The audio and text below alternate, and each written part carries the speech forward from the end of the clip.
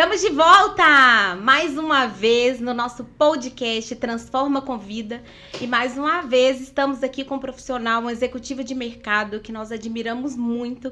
Estamos aqui com o Werner, daqui a pouquinho nós vamos apresentar ele para vocês e esse é um projeto que tem como propósito inspirar os profissionais de saúde, trazer para vocês pessoas que estão no mercado, que estão fazendo a diferença, que têm uma história de vida e como a gente sempre diz, o assunto é leve, o assunto é descontraído e vocês hoje vão poder conhecer o Werner por trás dessa capa aqui, né? Não é mesmo? A gente conhece mais o executivo em saúde, mas como é que é a trajetória, não é mesmo? Então, daquela forma gostosa, descontraída que a gente sempre faz, hoje está aqui conosco o Werner e como eu falei aqui, mais cedinho aqui com a turma, eu já vim preparada com papel e caneta porque vocês vão aprender muito. É um homem de propósito, é um homem que tem leveza, é um mineiro nato. Preparem, porque vocês vão aprender muito, não é isso, Dani? Exatamente. Werner, muito boa noite. E, primeiramente, obrigada por esse convite. Lendo um pouco aqui do seu currículo, né, para todo mundo conhecer, o Werner, ele é atual diretor de inteligência e soluções em saúde da Aberta Saúde e diretor de integração da Unidas Nacional. Engenheiro civil, formado pela UFMG, mestre em administração de empresas, com ênfase em estratégia pela UFMG também. MBA em gestão estratégica pela Fundação Getúlio Vargas e em gestão de planos de saúde pela Abrange. Especialista em gestão de relações do trabalho, executivo do segmento de saúde suplementar desde 2008 e experiência em diversos segmentos como consultor em gestão empresarial pelo INDG. Por 6 anos, em empresas como Gerdau, Votorantim Metais, ArcelorMittal, Banco Fator, Itambé, Governo de Minas, Santa Casa de BH e Santa Casa de Caeté. Perfeito. Werner, seja muito bem-vindo e obrigada pela sua presença. Dani, Pri, muito obrigado. E eu é que me sinto honrado de estar aqui com vocês. Olha! Um monte de coisa aí no currículo, mas é realmente uma experiência única estar aqui com vocês. Agradeço o convite. E vamos conversar um pouquinho, estou à disposição aí para a gente bater um papo descontraído e falar um pouquinho mais aí da trajetória e de todo o segmento de saúde. Oi, gente, ele é um mineiro nato, não é mesmo? Um mineiro com esse jeitinho, mas olha, a trajetória dele já dá pra ver, né? Passou pela área industrial, pela saúde, tem um know-how muito grande. E para nós que somos profissionais de saúde, nós vamos aprender muito, foi o que eu falei. E aqui no nosso podcast, a gente sempre pergunta pro nosso convidado, o que você mais gosta de fazer? O que você gosta de comer? E aí, gente, hoje, o homem, além de tudo, é cervejeiro, tá? Então, pensa, o paladar é apurado, é só cerveja artesanal. Então, nós estamos degustando aqui uma IPA, tranquilinha, depois a gente conta qual é. E um petisquinho, né? Um belisquinho aqui, porque a conversa, eu acho que ela vai ser muito prazerosa. Vamos bater um papo aqui bem descontraído para ser um momento bem bacana para vocês. E o Werner aqui, a gente estava conversando muito, ele tem uma veia de empreendedorismo muito grande, né? Tá no berço, tá na veia, direto de...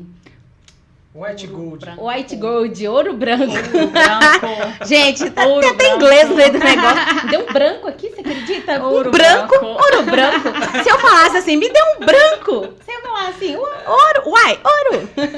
Não é mesmo? Então, direto de ouro branco aqui. E com a trajetória dessa, me conta, assim, aquela pergunta que a gente faz aqui. Quem é Werner? Conta pra gente essa história sua, desde Ouro Branco até aqui. Legal, né? A gente às vezes fica como executivo, como profissional e às vezes esquece um pouco da pessoa. Sim. Mas é legal poder falar um pouco da gente, né? Eu, Werner, né, mineiro, nasci aqui em Belo Horizonte e com alguns meses fui para Ouro Branco. Meu pai trabalhava hoje Gerdau Açominas, na época Açominas, né? Ele é a parte engenheiro, mexia com a parte de laminação.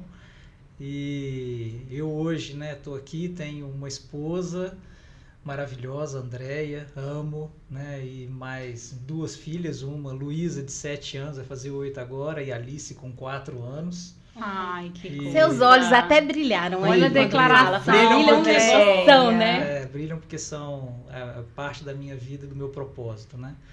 E aí a gente, né, eu fui para Ouro Branco, meu pai foi para residir em Ouro Branco, na época a Sominas tinha sido constituída em 78, em 80 que eu nasci, e acabei crescendo em Ouro Branco, né? E na época fiquei em Ouro Branco até 16 anos, vim para poder estudar um pouco mais aqui em Belo Horizonte, e em Belo Horizonte, na época, 17 anos no Pitágoras, para poder fazer a graduação em engenharia, mas a veia empreendedora veio um pouquinho lá de trás, né? Quando meu pai trabalhava na Sominas, empregado, e em 92, com o Collor fazendo privatização, né? Acabou perdendo o emprego, saiu da Sominas, e aí com 3 filhos para criar, o que vai fazer, né? Não tinha nada, e ele, com a Caixa Ferramenta, começou a constituir uma empresa de manutenção mecânica. E essa empresa começou a prestar alguns serviços de manutenção, ele pegava ferramentas emprestadas e tudo mais. Assim como todo empreendedor, no início, é uma dificuldade muito grande, né? E, na sequência, ele começou a crescer, deu certo, né? E a partir disso daí chegou a ter até 100 empregados fixos, mais de 100 empregados fixos, 1.000 empregados volantes. Nossa, que então, assim, veia! foi uma visão interessante. A gente aprende muito com isso, né? Passando pela dificuldade e também durante todo o período crescendo com os aprendizados. E o que é legal nisso, aprende que a vida não é fácil, não é mesmo? Porque para um empreendedor, ele sabe a ótica inteira da vida, né? Não existe preguiça, não existe fim de semana, é 24 horas pensando no negócio, né? É verdade. Tem um caso assim, curtinho assim, que é muito interessante, né? Meu pai, ele prestava serviço em Ouro Branco, Lafayette, Congonhas, que são as ali próximo ali, e tinha que sair cedo, de madrugada, para poder pegar os empregados, para poder chegar e levar para manutenção. E, pô, no início, né, era ele que pegava e dirigia a Kombi para poder buscar as pessoas e depois chegar. Aí meu pai chegava e falava assim, velho, vão lá comigo. Aí a gente acordava 4 da manhã, saía, ia na Kombi, ia buscar os empregados para poder chegar, ainda trocar de roupa, e 7 horas já tá fazendo a manutenção, né? E eu lembro, né, as pessoas que estavam dentro da Kombi, a gente dirigindo, chegando, aí um dos empregados lá falava assim, poxa, ô motorista, que isso motorista? Anda mais rápido, não sei o quê. Aí o outro cutucava assim do lado, rapaz, você sabe quem que é o motorista? É o chefe, é o chefe. Então era engraçado, porque tinha tudo isso, mas também tinha muito trabalho, eu acho que foi um aprendizado muito grande. Ah, que bacana, imagino. Faz parte da sua vida, da sua história, né? Com certeza, com certeza. E foi novo, porque ele ficou desempregado e com isso ele teve a necessidade de empreender. Novo? Isso, meu pai na época devia ter eu tinha uns 10 anos de idade, né, 12 anos, meu pai tinha uns 46 anos, né, então não era uma pessoa nova ainda para poder chegar e fazer tudo isso. Então realmente foi um grande aprendizado, foi um grande desafio, né?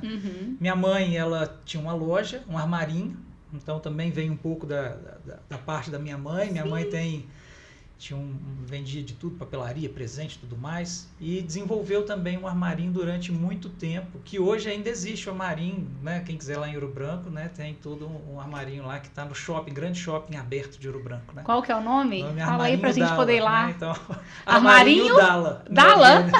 Werner Dalla, né? Armarinho Dalla. Legal. Quem é de Ouro Branco, deve conhecer minha mãe, meu pai, que lá é cidade no interior, então a gente sabe cada vez mais. Então é isso, minha história é essa. Depois vim aqui para Belo Horizonte para poder estudar. E aí na época meu pai era muito democrático, né, para poder fazer as coisas. Ele falou assim, não, meu filho, você pode fazer o que você quiser, tá? Desde que seja medicina, engenharia ou direito. Você não tem nenhum tipo de restrição, né? Só esses 3 aqui tá bom para mim. Mas na época eu não tinha gostava. Você volta para cá, para a empresa do pai? Não. Tinha um pouco disso, né? O pai geralmente, né? E a gente, como você vai vivendo muito o que tem dos pais, né? Acaba que tem uma vinculação do que é a profissão que você acaba escolhendo. E aí eu acabei escolhendo engenharia, e aí fui fazer engenharia civil, né? Eu morava aqui na República com uns amigos, né? Os outros amigos fizeram outros cursos, eu acabei fazendo engenharia civil, passei, e quando estava formando engenharia civil, né, eu falei assim, sabe de uma coisa? Eu gosto de engenharia civil, mas eu gosto mais de uma área administrativa. E aí, dentro dessa Isso visão acontece da com área muita gente administrativa, da civil, viu? É, Nossa, acontece com muita gente. A ver na civil, porque na engenharia vocês passam por muita coisa ali, né? A parte hoje tem engenharia de produção e tal, que pega mais essa parte. Mas eu conheço muitos engenheiros da civil. que estão na gestão, na administrativa. A engenharia civil é como se fosse uma área genérica da engenharia, porque de tão vasto que é o campo, né? Você tem lá a parte da engenharia sanitária, você tem a parte da engenharia hidráulica, hidrológica, né, que são duas diferentes, a parte de trânsito. Aí todo mundo acha que engenharia civil é só construção civil, né? Então, isso daí é que é o grande ponto, que é muito interessante. E aí acabou que dentro dessa visão, mais uma vez eu vou ficar batendo no microfone. Mas não tem problema não. Mas aí dentro dessa visão acabou que eu acabei optando, né? Mas primeiro eu comecei a fazer um mestrado em estruturas mistas, né? E aí era estrutura de concreto e aço, né? Até numa visão. E aí fiquei fazendo durante 2, 3 meses, enquanto eu estava fazendo diversos processos seletivos para poder participar de alguma empresa que tivesse num trainee, né? E acabou que eu acabei selecionado na época pelo INDG, na época FDG, né? Fundação de Desenvolvimento Gerencial, depois virou IDG, INDG, depois Falcone Aquila, né? E acabei... Foi uma grande decisão. Esse foi um primeiro ponto de grande decisão na minha vida, né? Porque você faz 5 anos de engenharia, tem toda uma visão técnica, e você chega e fala o seguinte, olha, você vai começar a trabalhar com algo que não tem nada a ver com engenharia, né? Então, aí houve uma grande tomada de decisão importante nesse momento, que eu acabei indo para a parte de consultoria. E assim, Werner, a gente fala que a vida ela é feita de oportunidades, né? E você teve uma grande oportunidade, porque pelo INDG você passou por grandes empresas, né? Se a gente olhar aqui, você passou pela Arcelor, Itambé, Governo de Minas, né? Então você passou por grandes empresas. Então realmente você teve essa oportunidade e pegou. E pensando um pouquinho aí, né, na veia aí do seu pai, empreendedorismo, você foi fazer engenharia civil pela UFMG, mestrado, né? E como que chegou, se a gente for olhar agora, você está no ramo de saúde. Como que é a saúde? É interessante, né? A saúde entrou na minha vida de algumas formas, né? A primeira forma que ela entrou na minha vida foi com a minha hoje atual esposa, né, minha esposa, que na época a gente namorava e ela começou a fazer medicina.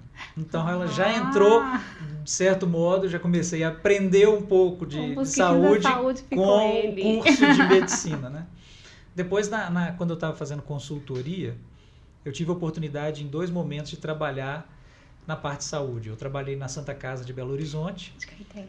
E isso foi de 2003, 2004, quando teve uma grande reestruturação da Santa Casa de Belo Horizonte. E eu tive a oportunidade de conviver na parte do plano de saúde, né, de toda a parte da clínica, da parte cirúrgica, do bloco cirúrgico. Então eu consegui pegar grandes áreas dentro da parte da Santa Casa e conhecer um pouquinho mais de como é que funcionava, né? E aí depois disso, em 2006, eu fui para a Santa Casa, quando eu comecei a fazer o meu mestrado. E o mestrado na UFMG era algo que assim ajudava muito a gente a trabalhar. A gente estudava de manhã, na segunda, na terça à tarde, na quarta de manhã, na quinta à tarde. Nossa. Então, ajudava muito a ter alguma coisa. Então, tinha que ser algo próximo, né? Que poderia ir e voltar. Então, eu comecei a fazer uma consultoria na Santa Casa de Caeté. E aí, na Santa Casa de Caeté também foi outro negócio. Conseguimos passar por toda a parte, tinha um laboratório, funerária, né? Então, a gente acabou tendo... Nascer ou morrer, não é mesmo? Tinha de tudo. E é legal que você já pegou, assim, o que a gente faz no dia a dia, né? Você é consultor. Eu gosto muito da questão de consultoria, porque te tira da zona de conforto o tempo todo. Isso eu amo. Por quê? Você tem que estudar o tempo todo. É o primeiro ponto de ser consultor. É verdade. Segundo, você tem que ser resiliente, porque cada dia você está num lugar diferente, né? Então, você tem que aprender a viver em lugares diferentes, longe das pessoas que você ama. Hoje tá tendo aí o home office com videoconferência, isso ajuda muito até na questão de custos, né, e tudo mais. Perfeito. Mas como é que foi essa vivência aí? Eu acho que é legal você dar uma pitada aqui da sua vivência em consultoria e numa empresa de consultoria bem conceituada, né? Eu acho que dá pra você contar aqui tanto do que a gente vive no dia a dia, né, do que é ser consultor, mas também do lado bom, do que muda a nossa carreira, a nossa vida, né? Perfeito. É verdade. Eu agradeço muito as oportunidades que eu tive, né? Na consultoria, eu tive uma grande oportunidade de trabalhar com pessoas que são referência no mercado na visão de consultoria, né? Alguns dos sêniores e dos líderes de projetos que eu tenho como referência, né? Paula Laudares, que hoje está aqui na Kimball, o Aloysio Carvalho, que foi CEO aí da parte da Gerdau, e foi na realidade diretor da Gerdau, depois veio e voltou para a First, né? E hoje está empreendendo, né? E outros mais, o Ellerson, o Zé Roberto, o Edelmar. Pouca gente não, né? São pessoas que isso daí transforma a gente, né? Nossa, uma visão de que transforma, né? A gente muito dentro do trabalho. Então, a consultoria, ela nos permite conhecer diversos negócios, diversas pessoas e crescer na carreira dentro da visão de consultoria dá uma oportunidade da gente de ter uma visão de business que é muito interessante, que depois me ajudou muito dentro da área da saúde. Então, ter essa oportunidade de estar conhecendo a siderurgia num dia, no dia seguinte está trabalhando dentro da Bolsa de Valores de São Paulo, no dia seguinte está dentro da parte do governo do estado, fazendo um processo de aposentadoria do servidor, é algo que é muito interessante você ter que virar as chaves e começar a entender cada um dos processos e trabalhar um pouco disso. Então foi um grande aprendizado, né, que eu acabei tendo ao longo dessa trajetória numa empresa com pessoas que realmente me ajudaram muito nessa trajetória, né? Então, aprender é bom demais. Eu amo estudar. E isso daí, né? A gente é desafiado o tempo todo, né? Você entra numa empresa que já tem um nível de gestão elevado e você tem que alavancar o resultado dela. Como que você faz isso? Você tem que estar sempre antenado com o que são as melhores práticas. Entender realidade, né? Porque o que você faz nenhum não é pro outro. Eu falei assim que um consultor sabe disso muito bem. O que você faz num lugar, não adianta. Nós temos 10 Brasis dentro de um Brasil. Para começar, né? A questão de regionalidade, culturas, é diferente demais. Nosso país é muito lindo, né? Então, além de ter as questões que são distintas também. Então, o consultor nacional, né, que atua em todo o Brasil, ele tem esses desafios que, ao meu ver, são maravilhosos. Perfeito. Não é? Com certeza. Eu tô aqui pensando, né? Você já foi consultor, hoje é um grande executivo, né? De uma grande empresa, tem uma trajetória acadêmica sensacional, uma trajetória profissional sensacional. E eu tenho certeza que nessa sua trajetória você já passou por altos e baixos. Acho que como todo profissional, né? O que você pode compartilhar aqui com a gente, com a nossa audiência, até pra gente ter isso como exemplo, né? E ver que existem altos e baixos, mas a gente sempre consegue sobressair, consegue vencer. Perfeito. Dani, e mais uma coisa que a gente aprende muito, né? Pelo menos até ouvindo o próprio Cortella, é que não adianta você passar pelas experiências, você tem que aprender com as experiências, senão não adianta, tanto com aquela experiência exitosa quanto com a experiência que também não teve o êxito, né? Com certeza. E eu acho que isso que faz a gente crescer. Eu já tive diversas oportunidades nesse sentido que foram enriquecedoras. Eu acho que uma recente que é muito marcante, acho que para todos nós, né? A questão da pandemia foi algo que foi transformador para todos nós, e isso daí nós tivemos que aprender muito, né? Eu lembro quando foi instaurado o comitê de crise da ArcelorMittal, né? E a ArcelorMittal, na hora que instaurou o comitê de crise pensando na empresa, falou o seguinte: poxa, esse é um problema de saúde. Quem que entende de saúde? Aberta Saúde. Então ninguém entendia, ninguém sabia nada, então nós vamos recorrer à Aberta que se vire para poder tentar entender o que está acontecendo, para poder nos munir de mais informações para que a gente pudesse trabalhar melhor no comitê, né? E quem que era o diretor de provimento em saúde? Eu. Então, a gente teve que começar a aprender, lógico que com a equipe toda da Aberta, né, a gente teve que fazer um trabalho que foi muito desafiador, porque assegurar disponibilidade de leito no momento em que você tinha escassez de leito, tá próximo do beneficiário para poder trazer tranquilidade, onde a ansiedade estava pairando, né, muito entre os próprios empregados para assegurar uma operação que tinha que acontecer e que na realidade não parou, a ArcelorMittal não parou. E além disso, né, a ArcelorMittal tentando, né, com a visão de contribuição para a sociedade, pegando um recurso e querendo investir da melhor forma possível, onde investir esse recurso? Né? Então surgiram diversas ideias e a gente conseguiu, né, e eu acho que também fui agraciado nesse momento de conseguir efetivamente direcionar recursos para onde que efetivamente faria sentido não só durante a pandemia, mas também num legado pós-pandemia, né? E isso daí foi efetivamente, isso aconteceu. E também um outro ponto de assegurar a operação com a saúde das pessoas, dos empregados e seus dependentes. Então esse foi um grande desafio, né? Você inovando a cada dia. Eu tive que... Aí vamos investir na parte de diálise. Aí, porque pode ser que depois que o cara vai internado não vai ter fazer diálise. Aí você vai, aprende como é que funciona o processo e vai, não, vamos investir agora nesses hotéis, nesses hospitais de campanha. Aí vai, estuda como é que é o hospital de campanha, como é que funciona, o que vai ter. Então, assim, laboratório, não, porque tem que fazer teste. Como é que faz aqui o teste? Então a gente vai aprende muitas coisas. Mas sua cabeça de engenheira é boa. Eu falo que a formação de engenharia, ela te traz para o mundo. Não é? Verdade. É pro mundo. Porque na academia vocês aprendem tudo. É verdade. Eu fico impressionada com os engenheiros. É impressionante. Ajuda muito, né? Ajuda. Acho que o foco... Tem uma visão muito ampla, né? Você consegue sair daquela caixinha e pensar além. E acho que foco, né? Acho que o engenheiro, ele tem uma visão que ele se propõe a fazer. Às vezes ele é meio obtuso, né? Mas ele se propõe a fazer e ele vai atrás. E o mindset de processo e resultado. Exatamente, isso acontece muito. Tem erro. É isso que eu gosto da engenharia. Eu sou apaixonada pela turma da engenharia. Eu acho que é a turma que traz um resultado violento, assim, com processo. Toda vez que eu converso com a engenheira, mas qual é o processo que nós vamos trazer para isso aqui? É verdade. É aí que eu falo, não, aí que é um negócio bom. Tem erro, você estruturou o processo, mediu... Planejamento. Mediu o resultado. E interessante, né? Isso é verdade.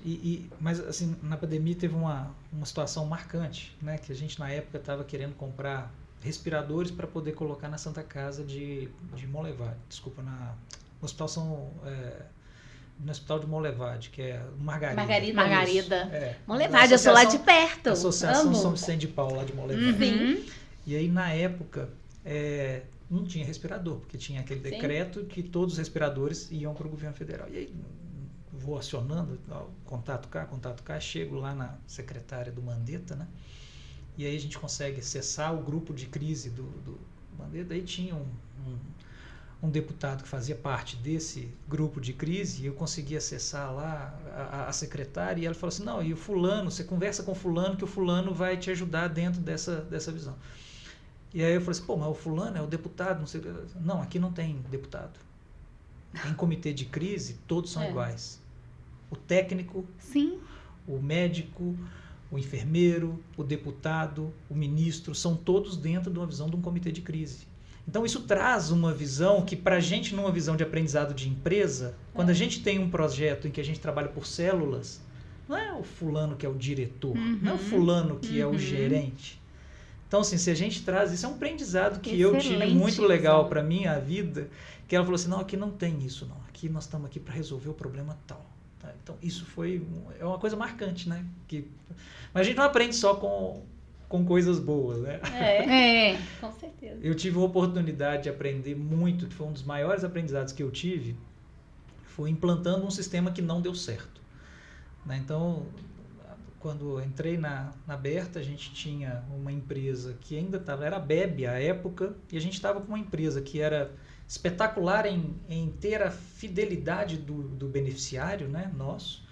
Eles confiavam e confiam, porque foi constituído desde 71, né, até o momento, e aí em 2010, né, ela já tinha essa fidelidade, mas ela precisava profissionalizar. E a primeira coisa, a gente estabeleceu um projeto Pilares, que uma das bases era processo, né, sistema, comunicação e a parte de gestão.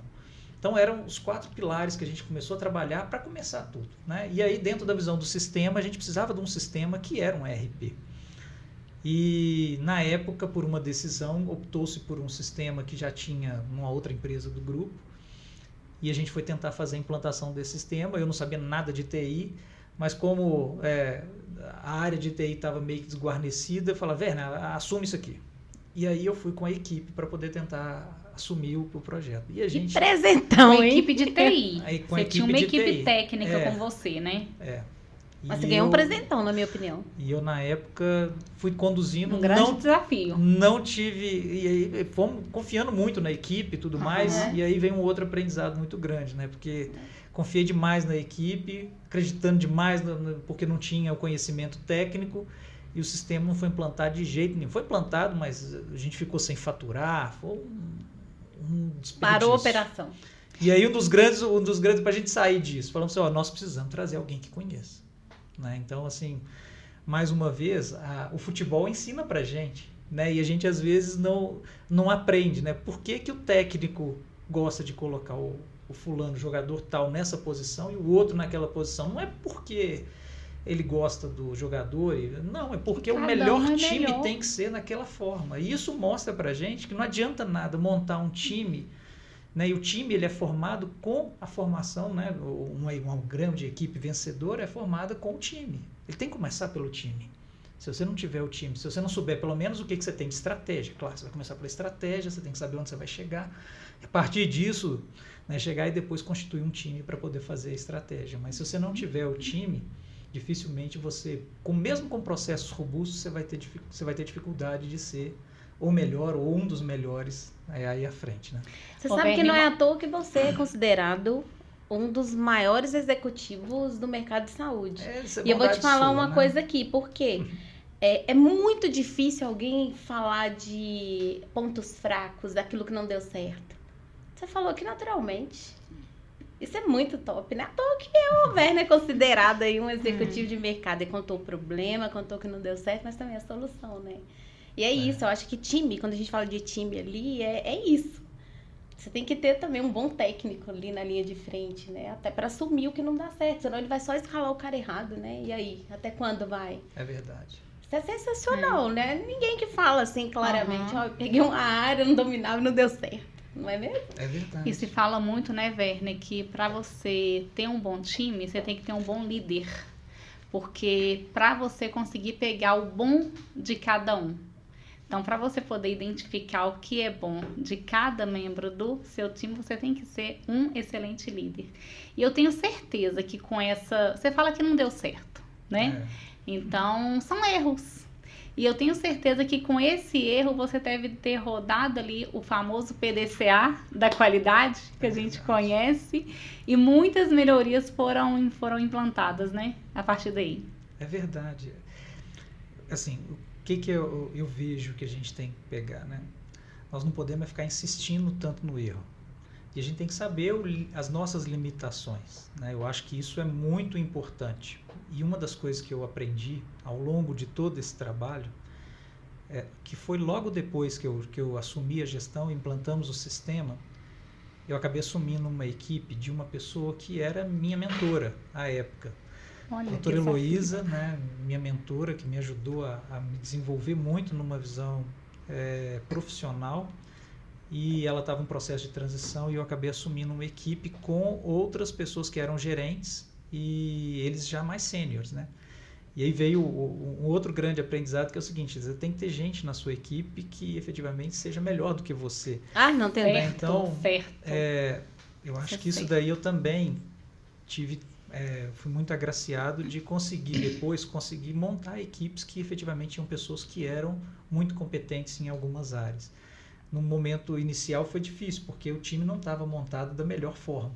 Então a gente teve que fazer substituições, teve que fazer contratações, né? Assim como efetivamente nos times de futebol. Então a gente efetivamente teve que fazer muito disso.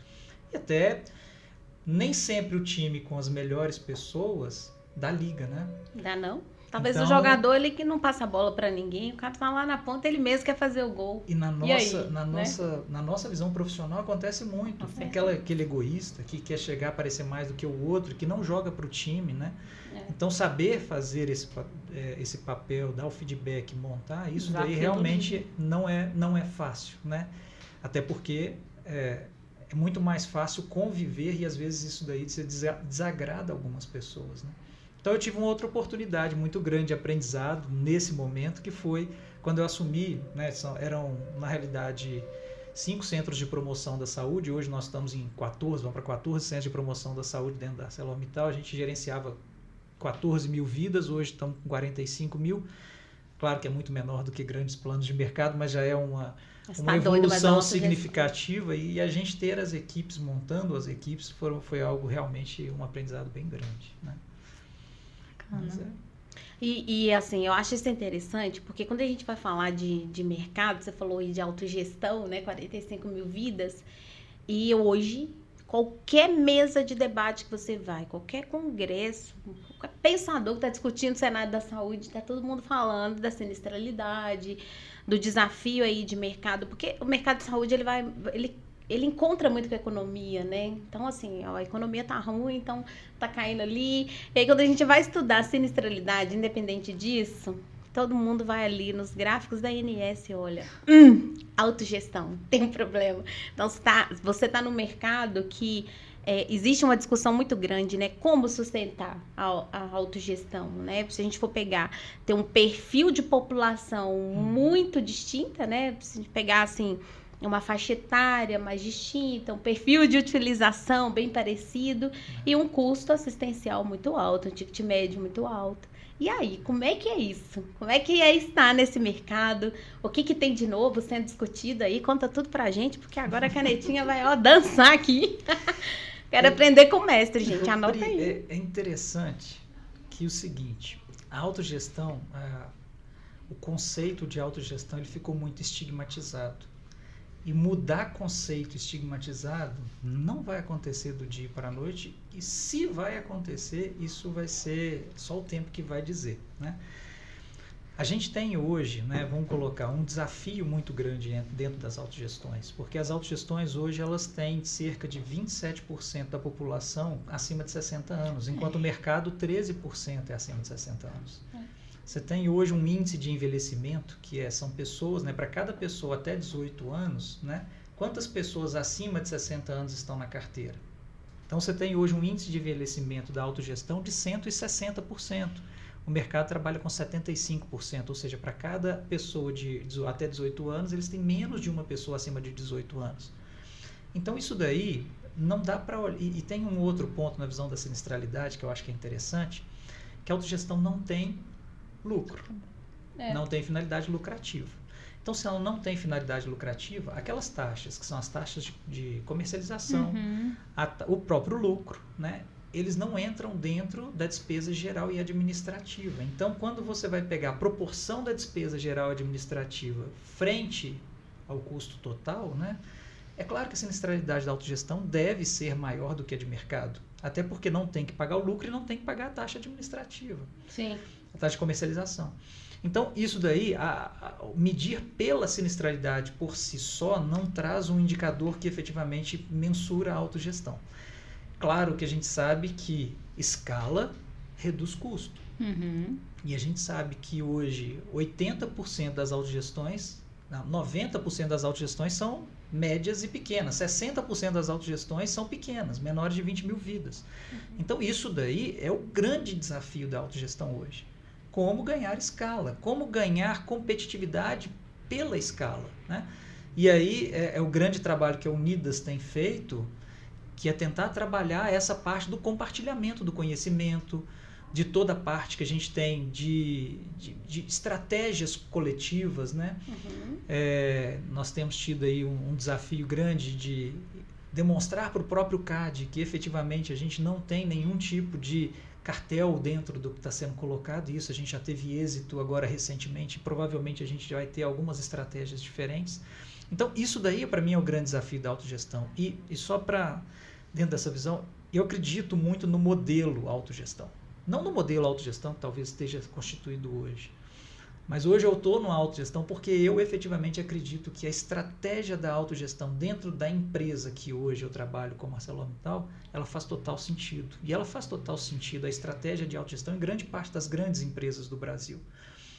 E eu acho que isso aí eu tenho hoje um papel importante para poder, primeiro, demonstrar isso, e depois, efetivamente, fazer a mudança que é necessária para que a autogestão do futuro ela vigore e seja efetivamente competitiva. Eu vou puxar um gancho aqui, desculpa. Puxa! Não, pode puxar. Mas é o seguinte, tem um momento muito marcante na minha vida em que ela traz um pouco dessa visão do papel da autogestão, que a gente, apesar de ser uma autogestão do grupo ArcelorMittal, a gente tem hoje três grandes segmentos dentro do grupo ArcelorMittal, né?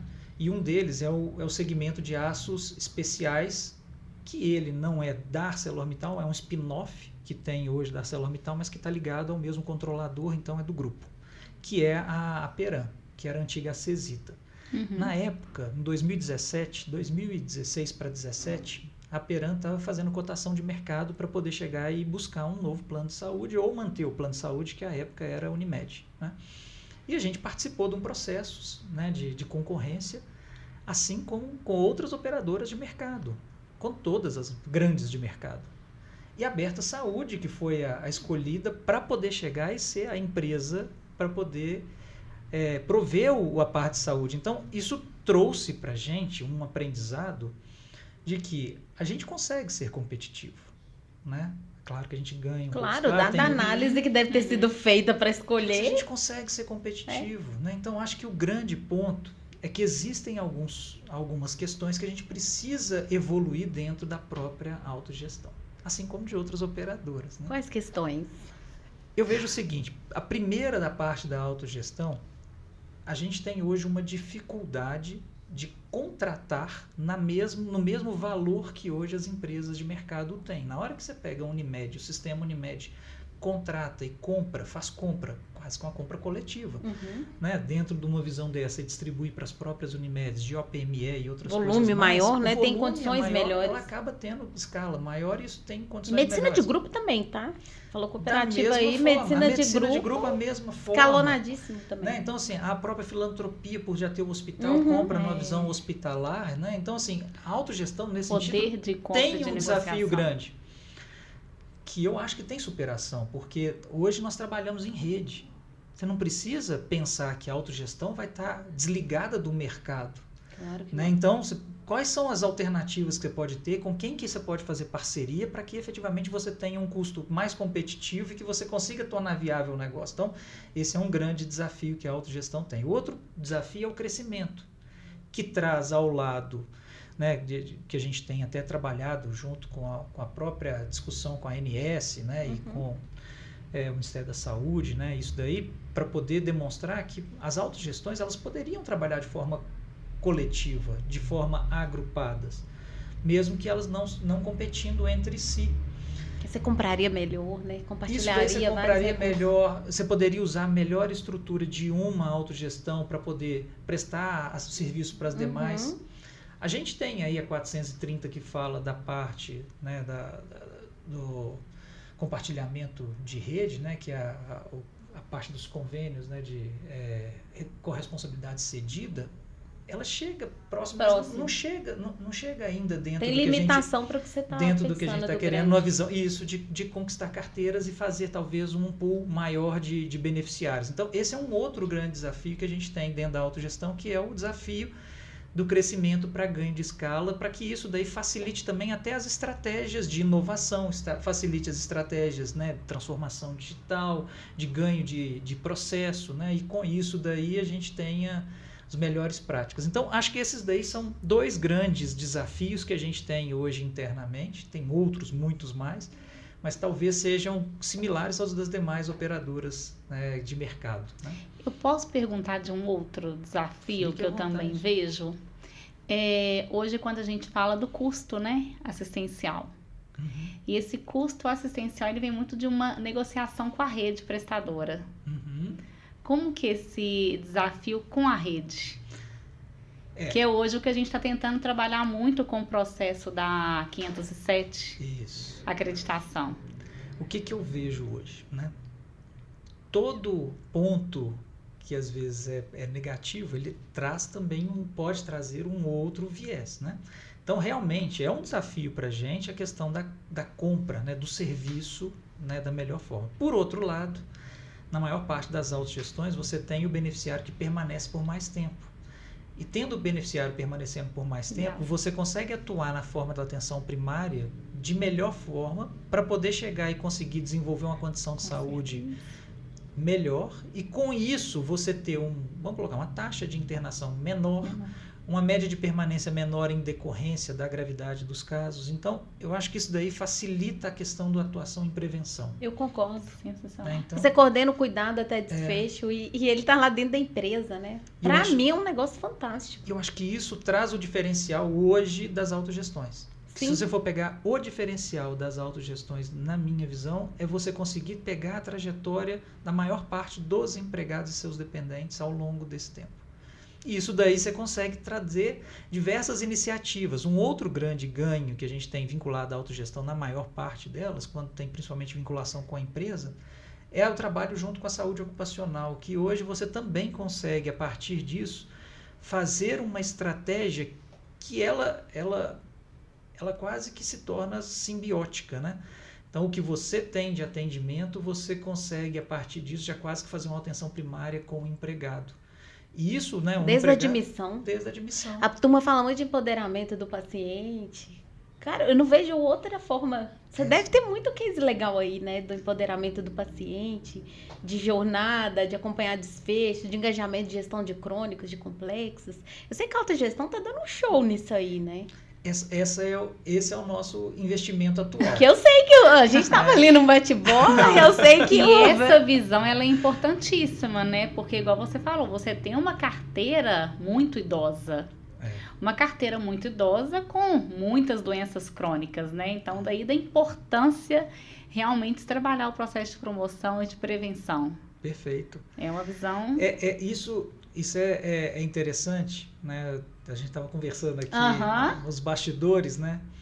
Eu acredito muito que o grande diferencial das autogestões, é claro que a gente vai atender e vai trabalhar no terciário, vai trabalhar na atenção secundária, né? Mas a atenção primária, ela vai trazer um grande diferencial para as autogestões, e principalmente porque a gente consegue, né? E a gente vai tentar cada vez mais empoderar o paciente, empoderar o beneficiário, empoderar o titular, né, e o dependente, para poder cuidar melhor da saúde. E isso daí, né, já tem uma estratégia de saúde digital que já vai para esse lado. Se a gente for pegar aí a estratégia de saúde digital 2028 do governo federal, ela tem como principal objetivo dela, né, os principais 3 objetivos, e aí eu que estou depurando de tudo que tem lá, porque são 8, né, então, mas dos 3 principais objetivos primeiro, constituir uma rede nacional de dados em saúde, que para isso você tem que informatizar e você tem que ter os dados. Segundo, você empoderar o paciente. Então você vê hoje a questão do Conect SUS, né, fazendo toda uma parte de empoderamento. Isso vai. Hoje o governo federal tem 400 sistemas que estão sendo integrados dentro da RNDS para poder chegar e empoderar o próprio paciente. E um terceiro, que é como que vai utilizar essas informações da melhor forma para que depois isso daí retroaja para o paciente, para que o paciente consiga ter uma experiência melhor. Então a gente vê hoje que ela está começando a trabalhar uma parte, né, tanto da LGPD quanto também da parte de algum Data Analytics dentro disso daí, para poder depois chegar. Mas isso daí é o segundo passo. O primeiro é a constituição da RNDS, né, que é essa Rede Nacional de Dados, com o empoderamento do paciente. E a gente tem uma experiência muito legal na Aberta que traz aprendizados, né? Nós aprendemos agora que nós lançamos um serviço chamado Minha Saúde, que é basicamente um Conect SUS, né, que é um aplicativo, na verdade é uma plataforma, não está como aplicativo ainda, em que o próprio beneficiário pode ter acesso a alguns dados de saúde dele. No celular dele. No celular dele, isso. E aí você consegue ter, por exemplo, eu consigo pegar aqui e ver as vacinas que eu tenho, que minhas filhas têm. Sensacional. Então, assim, e tendo já a atenção primária sendo feita com o prontuário que está integrado, a gente integra com o prontuário e tem as informações. E aí, uma discussão que a gente tem hoje um índice, que é um índice de qualidade de vida. São 14 variáveis que a gente efetivamente monitora, principalmente as doenças cardiovasculares e algumas de saúde mental. E esse índice, ele mensura, ele tem uma nota. E a gente, faz periódico em todos os empregados. Mas na hora da gente lançar o aplicativo, né, a plataforma, nem todos os empregados tinham o índice de qualidade de vida. E nem todas as informações estavam imputadas dentro do prontuário. Aí você expõe uma fragilidade. Nós vamos trabalhar para poder melhorar todas as informações e depois lançar? Ou vamos numa visão de MVP, lança, isso gera a necessidade, isso melhora o que está sendo preenchido para poder fazer... mas isso é óbvio que a gente vai ter que lançar para poder... Não é tão óbvio assim.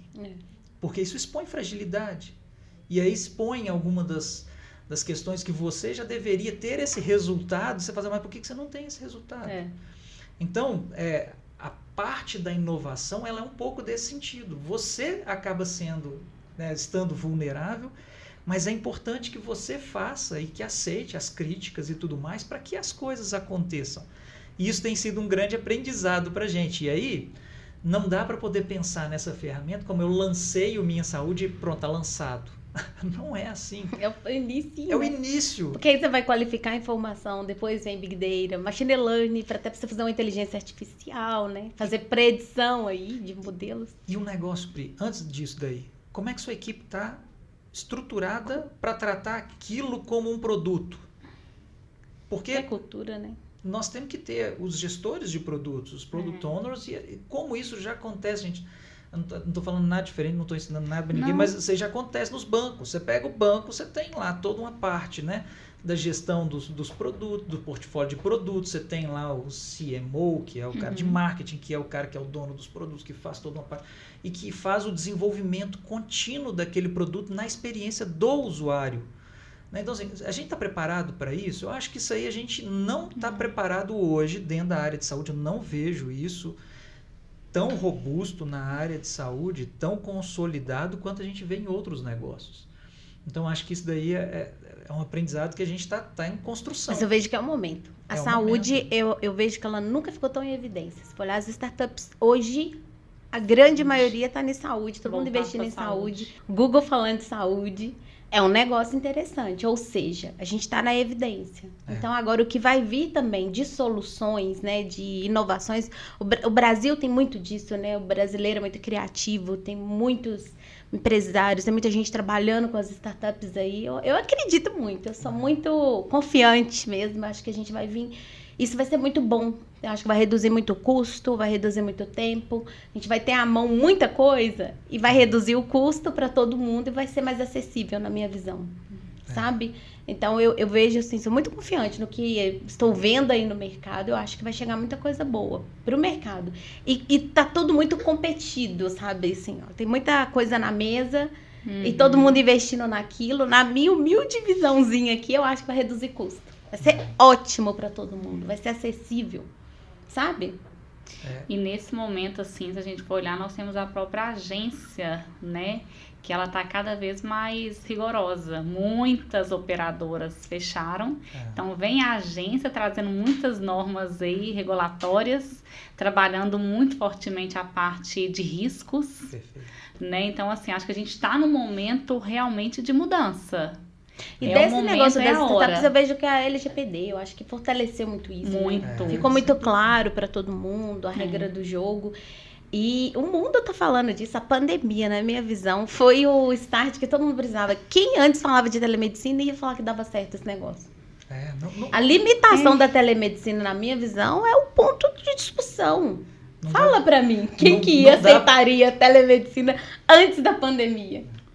As duas partes, nem o profissional médico e nem o próprio paciente. Hoje, a gente vê aí a utilização extremamente expressiva, né? Em telemedicina, telemonitoramento. Hoje tem paciente que não quer sair de casa, né? Tô bem aqui na minha casa, tá muito gostoso. As compras online. Então, os investimentos em tecnologia, por isso que eu acho que o seu caminho aí, você vai ficar muito feliz trabalhando aí na área de tech. Eu acho que vai chegar muito forte. Na minha visão, você vai ver. Vai estar fazendo, já tá acontecendo, né? A predição, no próprio celular, a gente tava falando aqui. Você nem precisa falar, pensa, xícara transforma a saúde, vai aparecer tudo transforma pra você. É assim, não tem jeito, não é mesmo? A gente tava conversando, a questão do pensar digital, né? Do first digital, não o digitalizado, porque a gente ainda está trabalhando muito o digitalizado. Eu pego o meu processo, e aí coloco ali um monte de ferramenta, coloco um BI, então está digitalizado. Não pensando digital, né? Pensar digital é um pouco diferente. Eu falo que é mais ou menos igual o papel, né? Na hora que você vai pegar e vai assinar um contrato. Você pode chegar a assinar o contrato manual e depois chegar a colocar ele digitalizar, colocar ele, armazenar numa pasta, e a partir disso daí ele ficou digitalizado. A outra é você já construir ele numa visão digital, já assinar eletronicamente e já fazer o negócio. Então, o digitalizado, a gente está fazendo muito processos digitalizados, né? A gente pega hoje o que é um processo de atendimento do usuário, pega e coloca uma ferramenta de telemedicina e acha que isso daí é um processo digital. Não é digital, né? Não é. Qual que é a experiência do usuário para poder acessar? Qual foi a experiência do usuário para poder pegar e efetivamente entrar primeiro no app para poder fazer? Qual que é a experiência do usuário para ter geração de conteúdo, para saber como é que... mudou na vida da pessoa também, né? Que eu acho que é o ponto... E acho que um grande ponto dentro dessa visão da transformação digital, eu vou falar rapidinho... Pode falar, que às vezes falar. A casa é sua aqui, meu. Eu estava estudando agora, né, são os ciclos de Kondratiev, né? Ciclo de Kondratiev é o seguinte, é um cara que estudou que a gente, a cada 50 anos, a gente tem algumas disrupções. Essas disrupções, elas passam numa visão de uma sequência lógica. Primeiro você tem uma parte de um problema, esse problema depois gera uma inovação, a inovação, depois que a inovação ela é escalada, depois que ela é escalada, ela efetivamente gera um momento de crescimento elevado, o momento de crescimento elevado tem ganhos e todos investem, aí quando todo mundo está investindo, você começa a ter um problema, porque todo mundo está fazendo aquilo daquela forma e alguns crescem mais do que outros, geram a desigualdade social e com essa desigualdade social você gera o problema para poder repartir de novo, isso gera problema humano e isso daí vai gerando. Isso acontece a cada 50 anos e nós estamos no momento.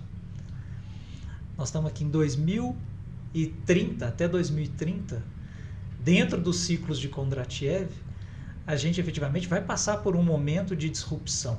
E vai passar por um momento em que isso daí vai gerar de novo uma oportunidade crescente para diversas pessoas. Então, eu acho que a conectividade, o 5G, tudo que a gente está passando, né? Eu acho que isso vai gerar essa possibilidade se isso daí estiver efetivamente linkado com o desejo e a demanda do próprio beneficiário, do paciente, consumidor, da forma que a gente quiser chamar. Agora, na minha visão, sabe o que isso vai acontecer? Porque, assim, eu tô falando para todos nós profissionais aí, olha. Se a pessoa não souber ler dados, se a pessoa não souber analisar dados, fala sério, não vai adiantar. Não.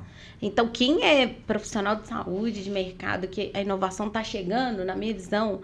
Eu tava escutando o Christian outro dia falando assim, olha, se você não sabe programar, você é raso igual você não tem um curso de inglês. Eu falei assim, valha-me, meu Deus, como é isso?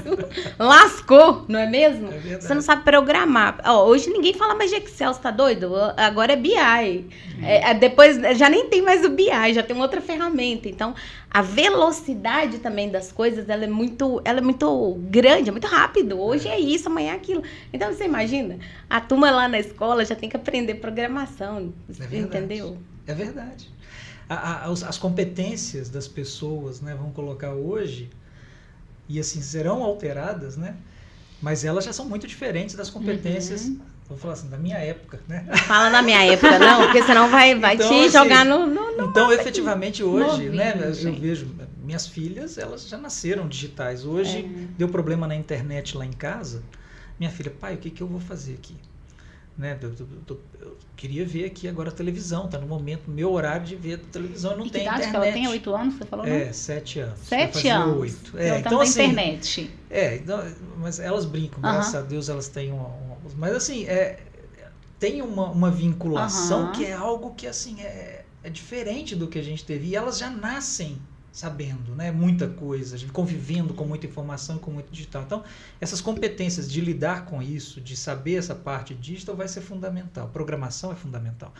Agora, também saber lidar com as emoções vai ser algo diferenciado para cada um dos profissionais, porque eu acho que a gente hoje exige muito e a agilidade vai continuar sendo algo que não vai parar, vai só ampliar. Se a gente tem agilidade ampliando, isso gera uma ansiedade muito grande e a gente tem visto muito transtorno de ansiedade. O profissional que não souber lidar com isso, não conseguir passar de forma adequada para a sua equipe, mais do que Estou falando mais do que essas hard skills, né? Estou falando as soft skills, né?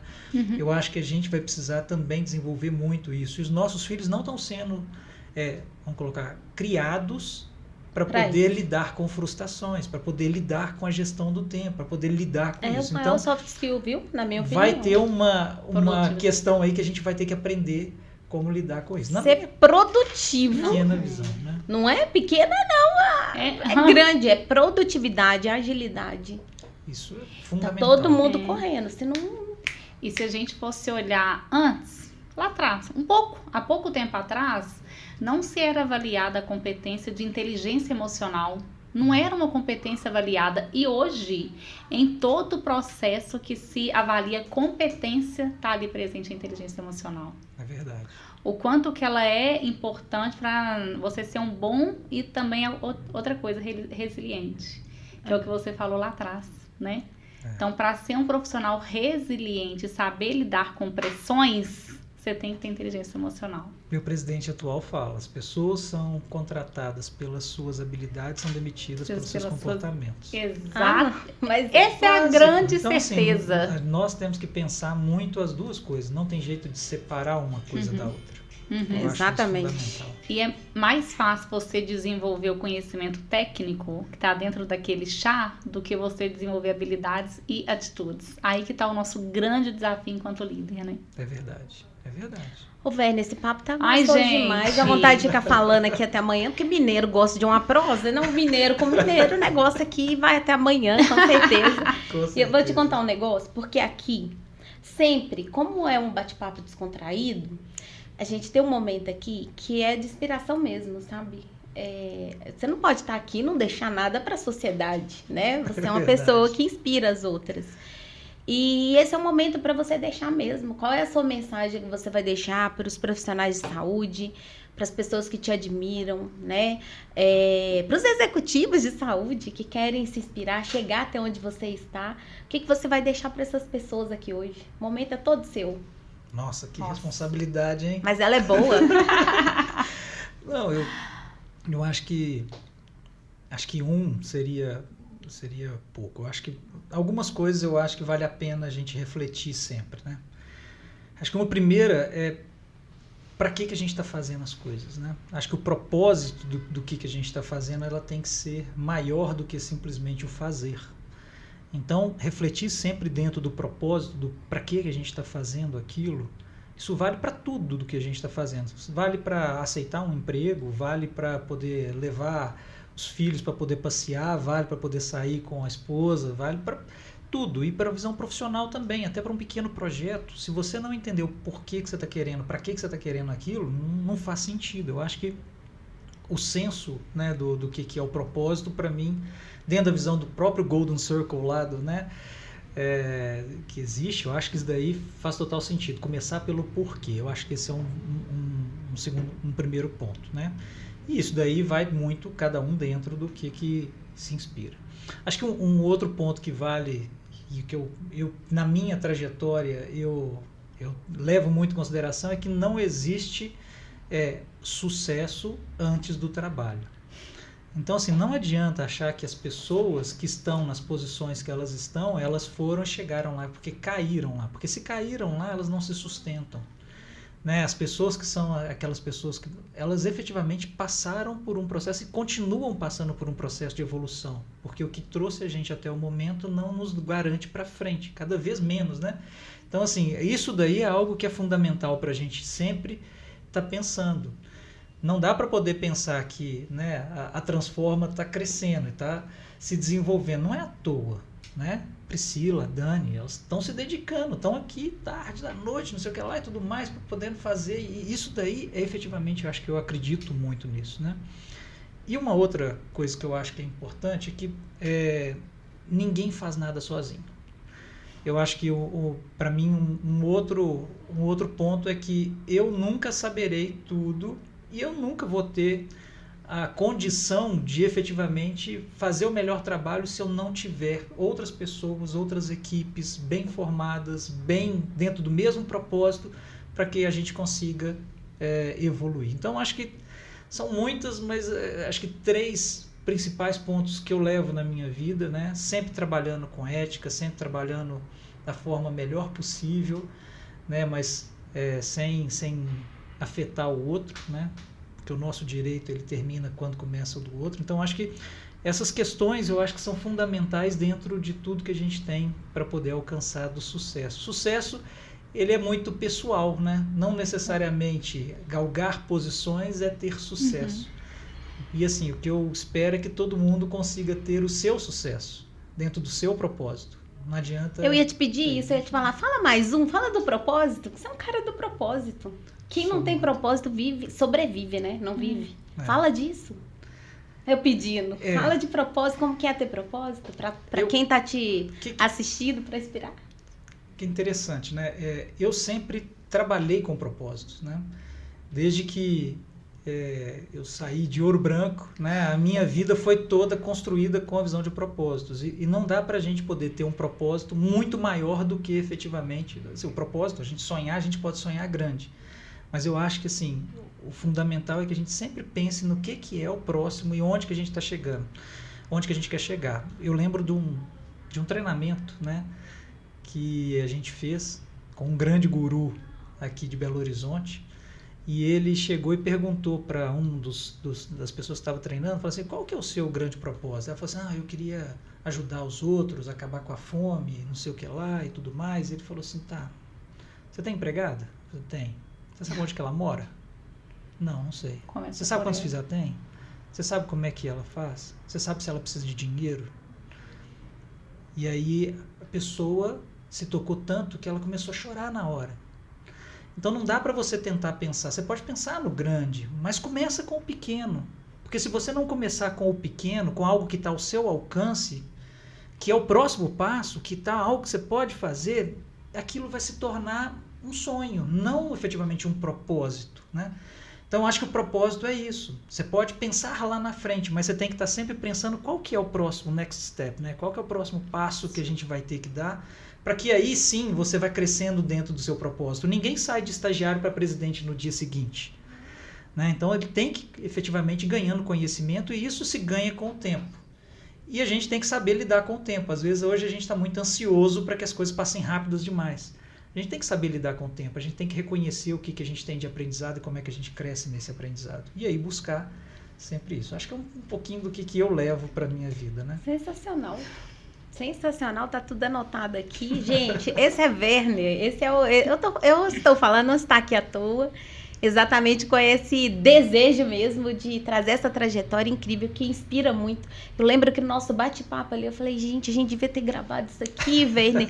Olha o tanto de coisa maravilhosa que você falou, e aqui você fez mais, né? 10 vezes mais. Maravilhoso. Queria te agradecer de verdade, viu, por ter aceitado o nosso convite, acreditar no nosso propósito, né? Chegar aqui, conversar, trazer sua carreira, né? Expor sua vida.